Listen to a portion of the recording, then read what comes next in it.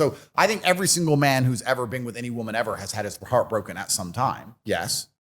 Does that affect how I view women now? No. What affects how I view women are their own actions. Like, people will say, oh, who hurt you? You see women so bad because someone hurt you. No, I see women the way I see them, which isn't even bad. I see women in a particular light because of how they act, and I see men in a particular light because of how they act. Both sexes. This is not even a gendered argument.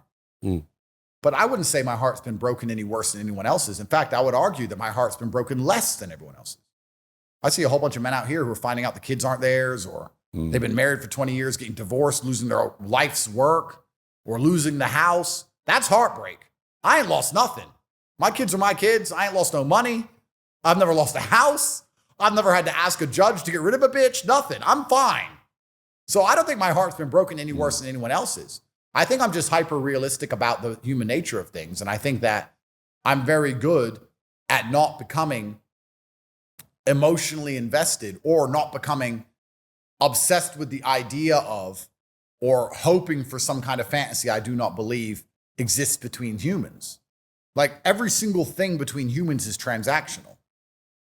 It always will be. We're in a transaction right now. You're giving me a platform and I'm giving you content, and this is a transaction.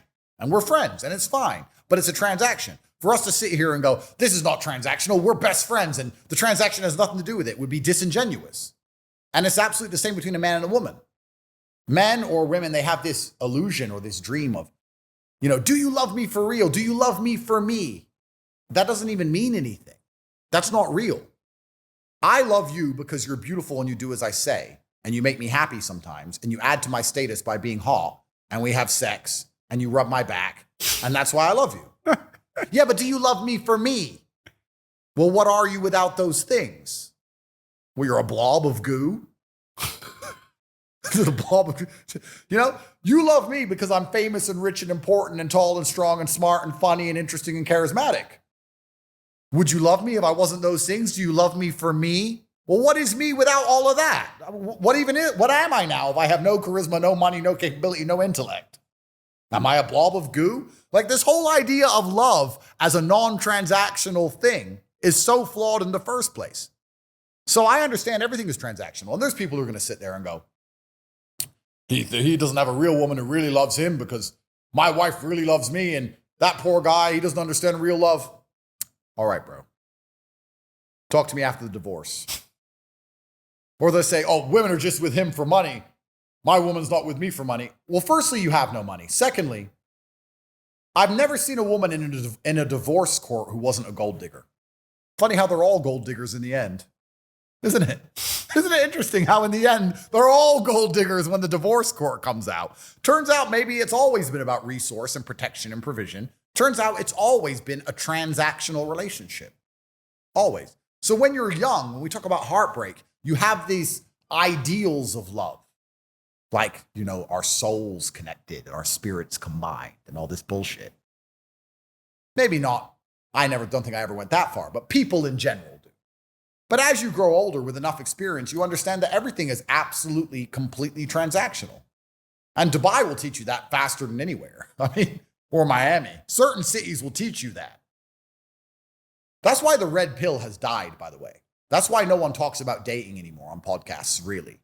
Because with the internet, with Instagram, with social media, with a few key changes in the last 4 or 5 years, it's highlighted the fact that rich men get women because they're rich, and pretty women want rich men because they can afford them a certain lifestyle, and it's all just absolutely transactional. And if you're a brokey, there's nothing you can do to say to a hot girl to convince her that she doesn't want the man with the boat.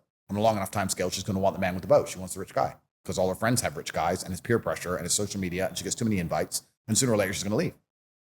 That's it.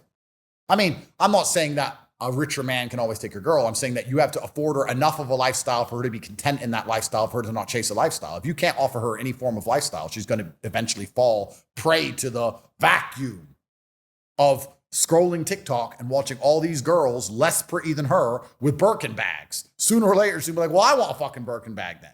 Why is this bitch better than me? That's how it goes. Is that not a cold way to live? Well, it is. Are you cold inside? Listen, Rob. Like, when I go to the club in Dubai or Miami or anywhere else, and 20 beautiful women are trying to talk to me.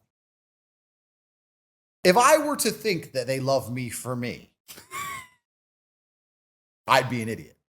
And if they were to think I love them for them, they'd be an idiot. The point is, it's actually completely fine if you're logical about things. I am perfectly fine for a gold digger to attempt to gold dig me because she ain't going to fool me into giving more than I want to give. And if she's hot enough, I'm prepared to give a little bit so that I can have her beauty and her company and her time. It's a transaction. I'm fine with it. Even if there's a loving feeling sometimes. Do you want that? No, but what I'm saying is love can be a play. Love can be observed from above. Love can be, look, I love her. I pay all her bills and take care of her, and I fly her around on private jets. And look, she loves me because I'm big, strong, rich, famous Andrew. And look, we're in love. Look, we hold hands. Look, we're having a kiss. Look, you can observe it from above like you observe a play on a stage, on a theater, or observe ants having a little battle on the floor. You can observe it for what it is, but don't get caught up in it. Don't be living inside of the lie because it's not real. It's a transactional agreement. You're business partners. My woman is not my best friend. She's my business partner. We're in the business of children or in the business of showing off on boats, depending where you are in the hierarchy of my women. We're business partners. We have a job to complete. And you're with me because I can provide X, Y, Z. And I'm with you because you provide X, Y, Z. This whole love crap. I'm not saying I don't feel love. I'm not saying that the love is not a feeling that exists. I'm saying it's not an independent entity outside of the transaction.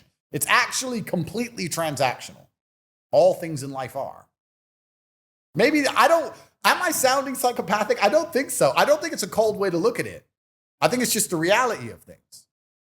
And when you understand that, you have a different view of perhaps all of your past relationships. So we'll talk about my first ever girlfriend. What do I think happened now? I think she fucked some other guy.